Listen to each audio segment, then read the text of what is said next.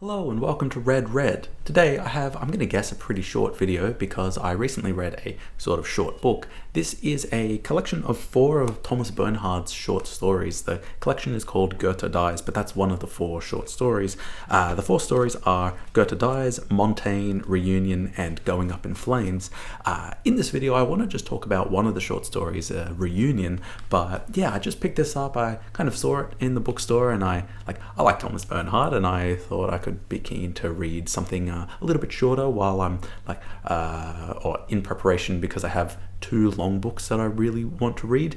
So yeah, and I wasn't at first going to make a video about this because I thought the short stories were good, maybe even some of them were great, but I didn't really know if I could. I knew I didn't want to make a video for this whole collection because I've kind of been getting out of the habit of making videos for whole short story collections. But when I read Reunion, I was really surprised in that it seemed like kind of, Bernhard just doing his Bernhard thing for 40 pages, and it's like almost a great introduction into the world of Bernhard. I got this sense that it was like a really condensed Wittgenstein's Nephew, and with maybe some traces of the loser in there, especially with the kind of jumping around with the frame of who's talking when. But yeah, I thought that I just wanted to talk about Reunion, the 3rd story in this collection and the longest story in this collection, because it seems to just have it's a great story that is like an exchange between 2 friends that I had an idea or I had an impression that it was actually Bernhard talking about kind of 2 variations of himself, and it introduces Bernhard's prose style. You get the kind of one long unbroken paragraph, and it has a lot of the Bernhard isms, or the way that he will talk, where sometimes he will say a sentence like, there's the information of the sentence, comma, I said, comma, you said.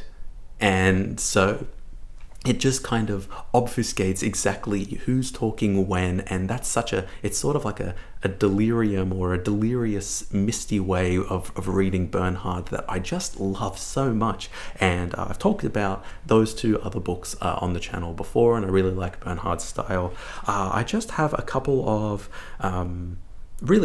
actually, just while I'm here, I'll quickly talk about the rest of the stories in the collection.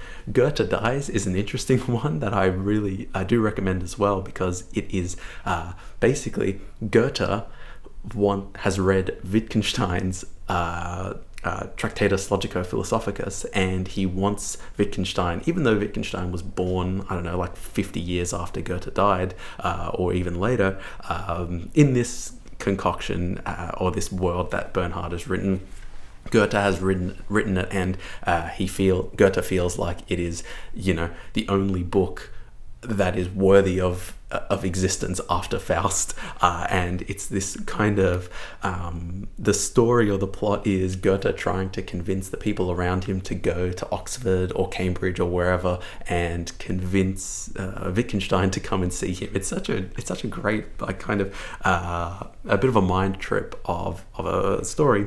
The next one is Montaigne, where we have this narrator that's a sort of pseudo reference to Montaigne, like the character also has books in their library, and it's like a story in 22 segments. It just kind of feels like Montaigne, and that kind of that idea, like that paradise idea of a person being able to go into a tower and have a library and just lock themselves away for many years. And then the last section is like Bernhard just saying, let me be unambiguous, this is how much I hate Austria.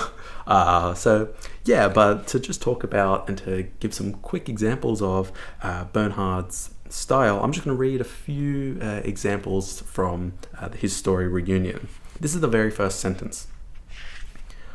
While I always expressed myself too loudly, and especially the word misery always too loudly, I said it was invariably typical of him to invariably say everything too softly, something that made it difficult throughout our time together, especially when we so often went walking in the forest every day. As it had been our custom towards the end of winter, speaking not a word to each other in self-evident consent, as I said emphatically, without hesitation.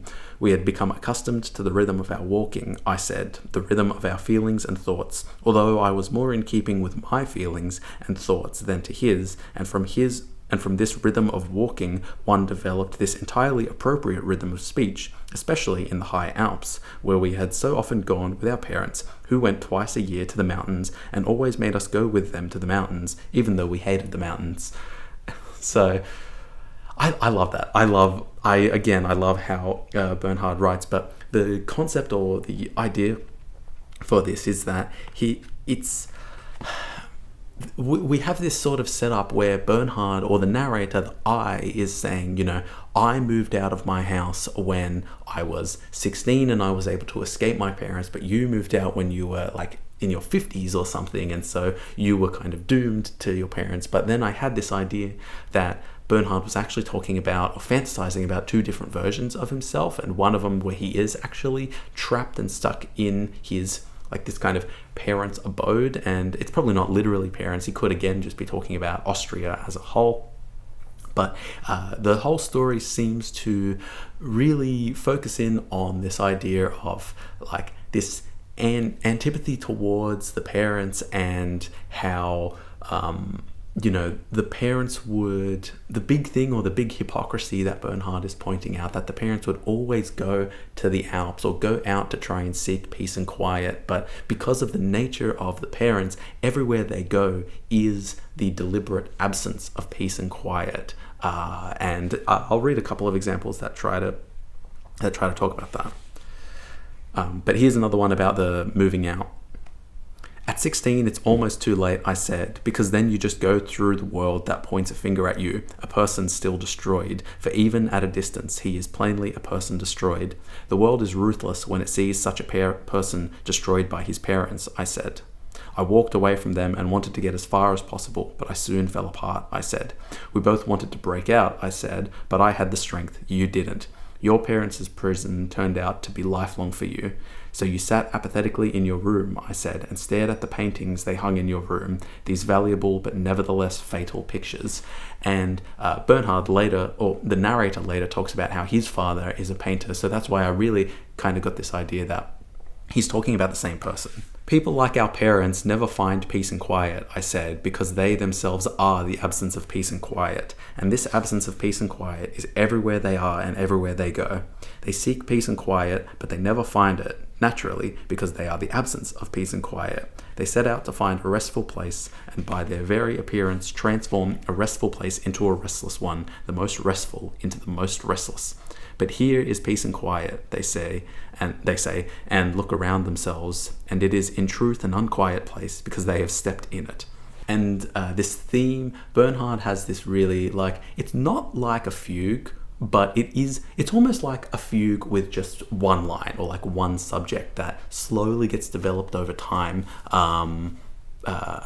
and like these ideas that you get kind of early on. I really like that Bernhard just almost violently reiterates a point to the point where it absolutely has to change or develop over time, and I love that tension. It's like a sludge when you read him, where you're just like, gosh, I feel like you've said this thing 16 times in a row, and he knows that he said that because he will do comma I said so often, and then as soon as he gives you something new, it's like, oh, okay, we're moving forward. And I can totally imagine that some people find that very tedious. I happen to really love that, and I really love that type of writing. So this is a slight development on that peace and quiet, where he says, while my father said a number of times, what peace and quiet reigns on top of the summit, a majestic peace and quiet, he said, for he could no longer tolerate the loud absence of peace and quiet, for the absence of peace and quiet is there, where you would expect peace and quiet to be at their greatest and absolute, to be at their greatest of all, and at the most absolute. And he tormented himself time and again with this remark, that now he was suddenly in the greatest peace and quiet. We were suddenly in the greatest peace and quiet, he said, and he said to us, as though we didn't hear that we were in this greatest and utterly absolute peace and quiet, he continually demanded. I said, that my mother say and admit that we were now in this greatest and absolute peace and quiet, and mother said too a couple of times that we were in this greatest and absolute peace and quiet. Still, how quiet it is here. Everything is peaceful, she said. The greatest peace and quiet of all is here. And nearing the end of the short story, just trying to, this feels like, it's almost like this story has Bernhard just talking to himself in a mirror, and the story is him slowly coming closer to just being face to face with the mirror.